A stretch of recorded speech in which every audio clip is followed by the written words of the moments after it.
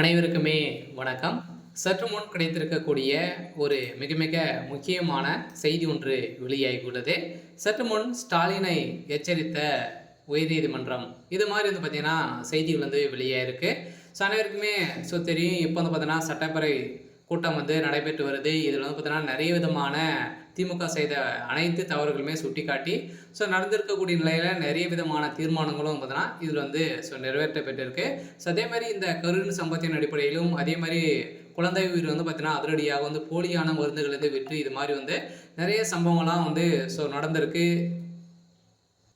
இதனை அனைத்துமே சுட்டிக்காட்டி வந்து பார்த்தீங்கன்னா இப்போ அதிரடியாக உயர்நீதிமன்றம் அதிரடியாக எச்சரித்திருக்காங்க. அதே மாதிரி கரூர் வழக்கின் மூலமாக உயிரிழந்த 41 உயிர்களுக்கு திமுகவுடைய அரசு தான் பொறுப்பேற்க வேண்டும் அப்படின்ற மாதிரி உயர்நீதிமன்றம் மதுரை உயர்நீதிமன்றம் பார்த்தீங்கன்னா தீர்ப்பளித்திருந்த நிலையில இதுக்கு மேல்முறையிட்டு இப்போ அதிரடியாக தவேக தரப்புலேருந்து சிபிஐக்கு வந்து மாற்றியிருக்காங்க. இந்த மாற்றத்தின் அடிப்படையில் அதிரடியாகவும் பார்த்தீங்கன்னா இதில் வந்து செந்தில் பாலாஜி அவர்கள் வந்து பார்த்தீங்கன்னா சிபிஐ விசாரணைக்கு வந்து உட்படுத்தியிருக்காங்க. இதுக்குள்ள வந்து பார்த்தீங்கன்னா முதல்வர் ஸ்டாலின் வந்து ஈடுபட்டு அவர் வந்து சிபிஐ விசாரணைக்கு நீங்கள் வந்து ஈடுபடுத்தக்கூடாது அப்படின்ற மாதிரி வந்து பார்த்தீங்கன்னா பிரச்சனைகள் வந்து செய்ததாகவும் அந்த சிபிஐ கிட்டே வந்து பார்த்தீங்கன்னா 200 கோடிக்கு மேலே வந்து விலை பேசியதாகவும் ஒரு தகவல் வெளியாக இருக்குது. இந்த நிலையில் தான் இப்போ தலைமை நீதிபதி செந்தில்குமார் அவர்களை வந்து பார்த்தீங்கன்னா எச்சரிக்கை வந்து முதல்வர் ஸ்டாலின் அவர்களுக்கு எச்சரிக்கை கொடுத்துருக்காரு. சொல்லப்போனால் நீதிமன்றத்தையே மதிக்காத திமுகவுடைய அரசுக்கு ஒரு மிகப்பெரிய கடுமையான கண்டனங்கள் வந்து தெரிவித்திருக்காங்க.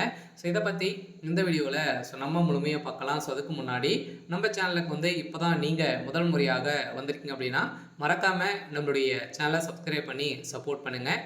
வாங்க வீடியோக்குள்ளே போகலாம்.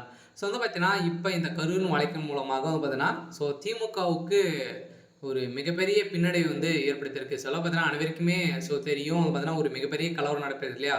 விஜய் அவர்கள் வந்து புதிய கட்சி வந்து தொடங்கி இப்போ பிரச்சாரத்தில் வந்து 5-6 இடங்களுக்கு மேலே நடத்தியும் எந்த ஒரு பிரச்சனையும் இல்லாமல் இருந்திருந்த நிலையில் திடீர்னு வந்து பார்த்தீங்கன்னா செந்தில் பாலாஜியுடைய கோட்டையாக இருக்கக்கூடிய கரூரில் அந்த கூலிப்படை இறக்கி ஒரு திமுக ஒரு மிகப்பெரிய சம்பவம் வந்து செஞ்சுருக்காங்க அப்படின்றத இப்போ நிரூபணம் ஆயிருக்கு. சில சிபிஐ விசாரணைகளை வந்து அதிரடியாக செந்தில் பாலாஜி அவர்கள் வந்து விசாரணைக்கு வந்து உட்படுத்தியிருக்காங்க இல்லையா.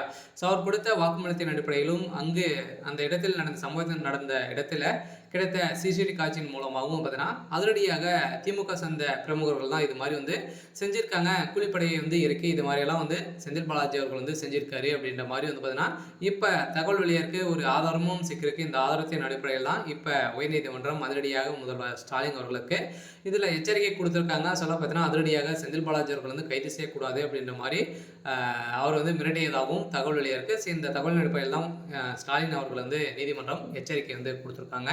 சரி, ஓகே. இன்னைக்கான அப்டேட் வந்து இதுதான். மறக்காமல் நம்மளுடைய சேனலை சப்ஸ்கிரைப் பண்ணி சப்போர்ட் பண்ணுங்கள். தேங்க்யூ.